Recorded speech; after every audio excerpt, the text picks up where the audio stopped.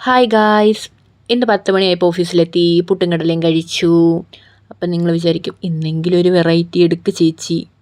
എടാ ഇല്ലടാ, എന്നും ഓഫീസുണ്ട്. തിങ്കൾ തൊട്ട് ശനി വരെ ഓഫീസ്, പിന്നെ ആകെ ഒരു ഡേയാ കിട്ടുന്നുള്ളൂ.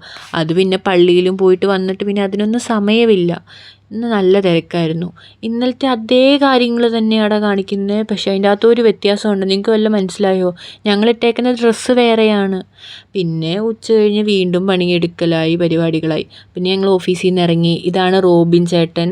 റോബിൻ ചേട്ടൻ പ്രത്യേകം ഹായ് പറയാൻ പറഞ്ഞിട്ടുണ്ട് എൻ്റെ സബ്സ്ക്രൈബേഴ്സിനോട്. അത് കഴിഞ്ഞ് നമ്മളവിടെ നിന്ന് ഇറങ്ങിയിട്ട് എന്നും ഒരു മിച്ചർ മിഠായി വീതം കഴിക്കും. അവിടെ നിന്ന് മിച്ചർ മിഠായി പതിപോലെ തന്നെ മിച്ചർ മിഠായി മേടിച്ച് കഴിച്ചു. നമുക്കവിടെ നിന്ന് ഏകദേശം 1 കിലോമീറ്റർ ഉള്ളൂ ഹോസ്റ്റലിലേക്ക് പോകാൻ. ഹോസ്റ്റലിൽ ചെന്ന് വീണ്ടും അത് അടുത്ത ചിപ്സ്. എനിക്കിപ്പോൾ ഭയങ്കര 5 മണി കഴിഞ്ഞ് എനിക്ക് എപ്പോഴും വിശപ്പാന്നേ.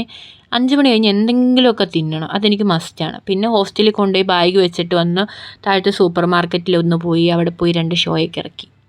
അപ്പം ശരി ഗായ്സ്, ബായ്.